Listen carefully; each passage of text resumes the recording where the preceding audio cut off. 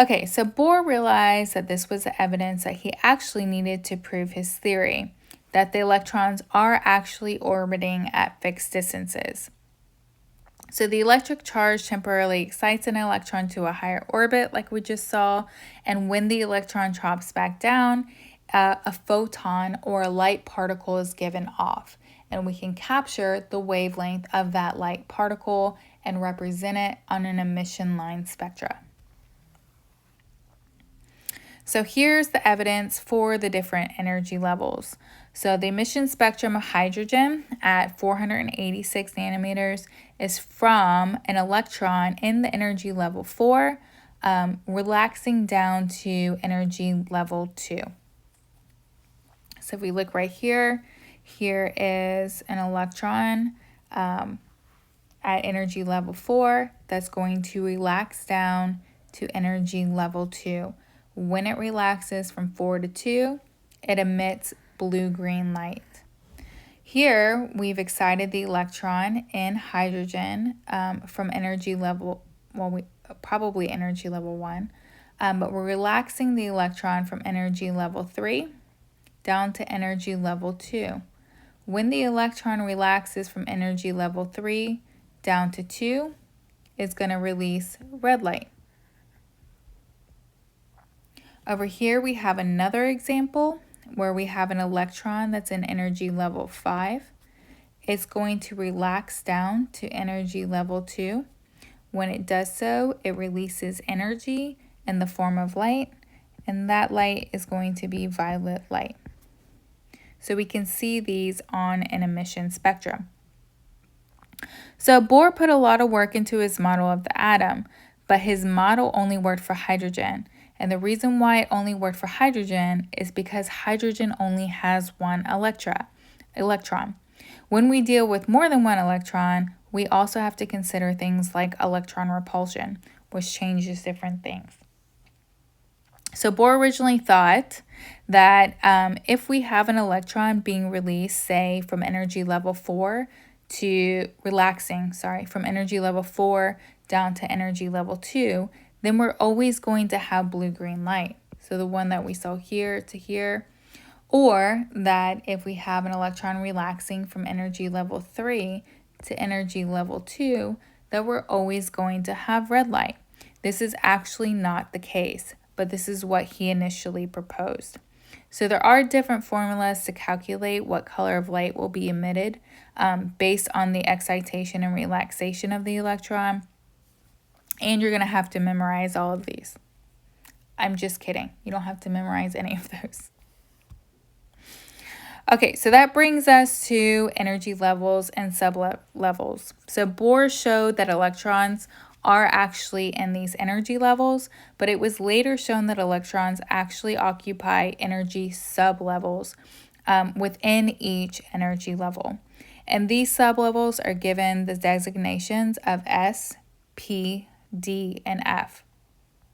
The designations are in reference to the sharp for S, principal for P, diffuse for D, and fine for F, lines in the emission spectrum. Another thing I want to point out is that each one of these 4 letters represents an orbital with a different shape.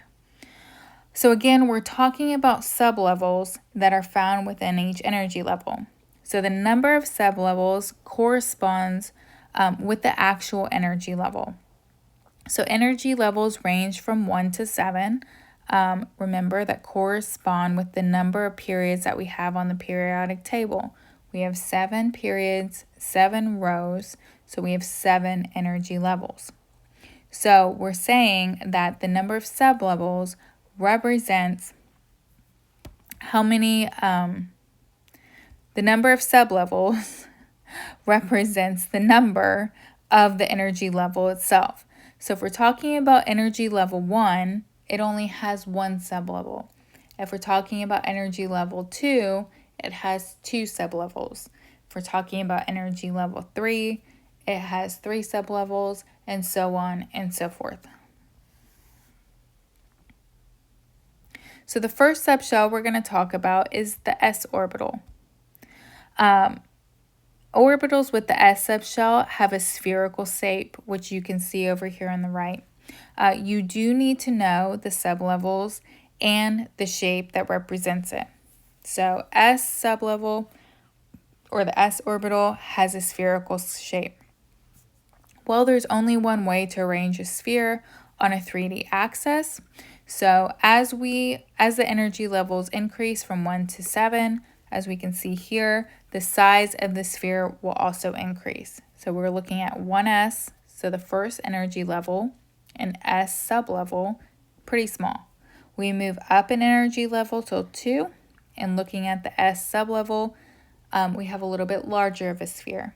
We move up to the third energy level, so 3. We're looking at the s orbital. We have a much larger subshell.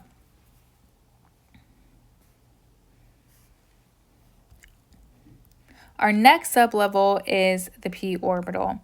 And the p subshell contains 3 different orbitals. And the orbitals are all dumbbell shaped. So yes, you need to know that the sublevel p orbital is shaped as a dumbbell, and it contains 3 separate orbitals. Why does it contain 3 separate orbitals? Because you can arrange a dumbbell on an axis 3 different ways. So we have 3 different orientations. The first orientation is P of X. We also have P of Y, and we have P of Z. The next sublevel is the d orbitals. There are 5 orientations for the d sublevel. You don't need to know the shapes for each of these 5 orientations. You just need to know that there are 5 orientations for the d orbitals. The next sublevel is the f orbitals. There are 7 orientations for f. You do not need to memorize the shapes. So just as a review of what you need to know for your exam, S is a sphere shape, and it has one orientation because there is only one way you can orient a sphere on a 3D axis.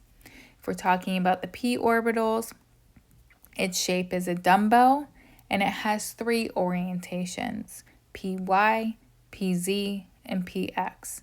When we're talking about the d orbitals, you do not need to know the shape. You just need to know that it has 5 orientations. When we're talking about the f orbitals, you do not need to know the shapes.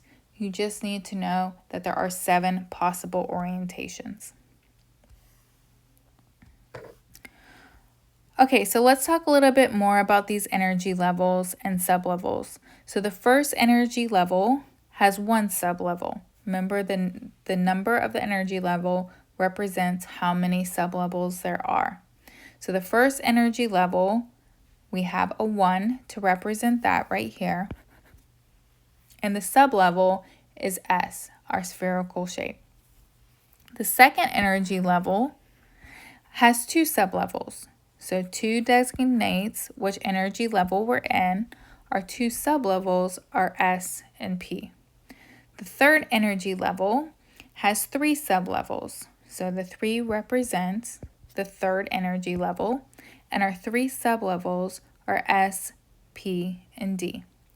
The fourth energy level has 4 sublevels, and the 4 here represents the 4th sublevel.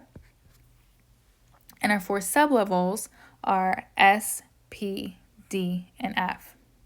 Just a reminder that the energy level tells you how many sublevels you are going to have. So that brings us to, how do electrons actually occupy these different sublevels? So the maximum number of electrons in each of the energy sublevels is going to depend on the sublevel itself. So the S sublevel holds a maximum of 2 electrons. Remember, we have 1 orientation because it's a sphere. The P sublevel holds a maximum of 6 electrons. Why? Because we have 3 orientations, P, Y, and Z. So 1 orientation, 3 orientations. The D sublevel holds a maximum of 5 electrons. Maximum of 10 electrons.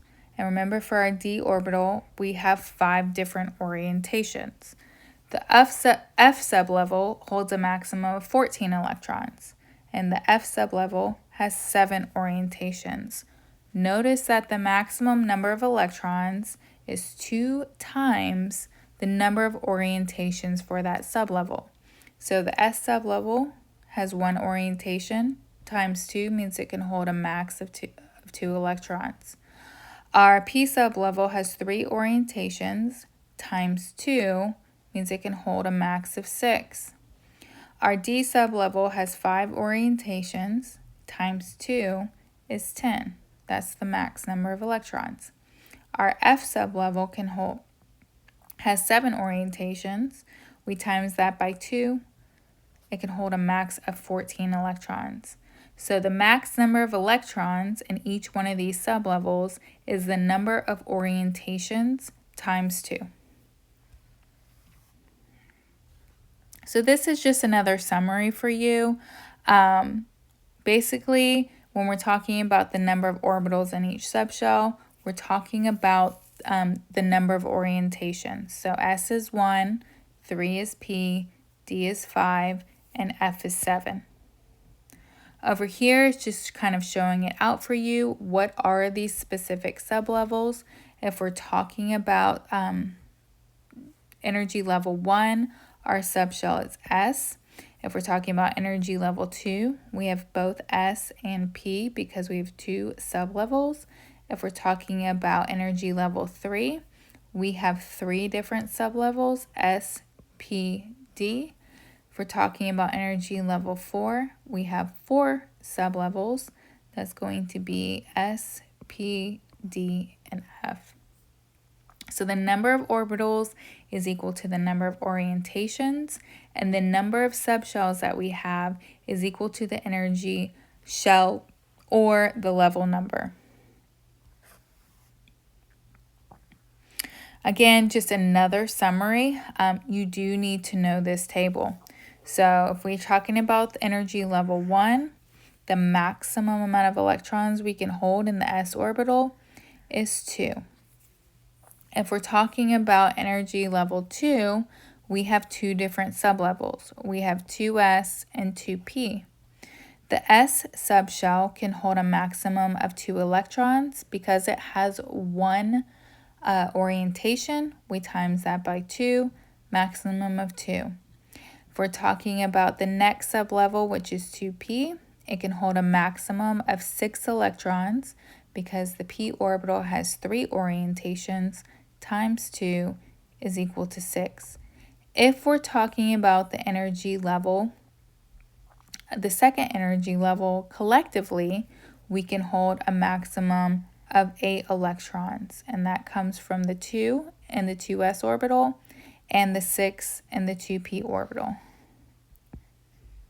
To continue on, our third energy level has 3 sublevels. The 3 sublevels are 3s, 3p, and 3d. Our S sublevel can hold a maximum of 2 electrons because it has 1 orientation, times 2 is 2. Our P sublevel can hold a maximum of 6 electrons because it has 3 orientations, times 2 is equal to 6. And then D sublevel has 5 orientations, times 2 means it can hold a maximum of 10 electrons. So if we're talking about our entire third energy level, we can hold a maximum of 18 electrons. And moving on to the fourth energy level, that means we have 4 sublevels. Our 4 sublevels are S, which can hold 2 because it has 1 orientation. Our next energy level sublevel is going to be P, which can hold 6 electrons because it has 3 orientations.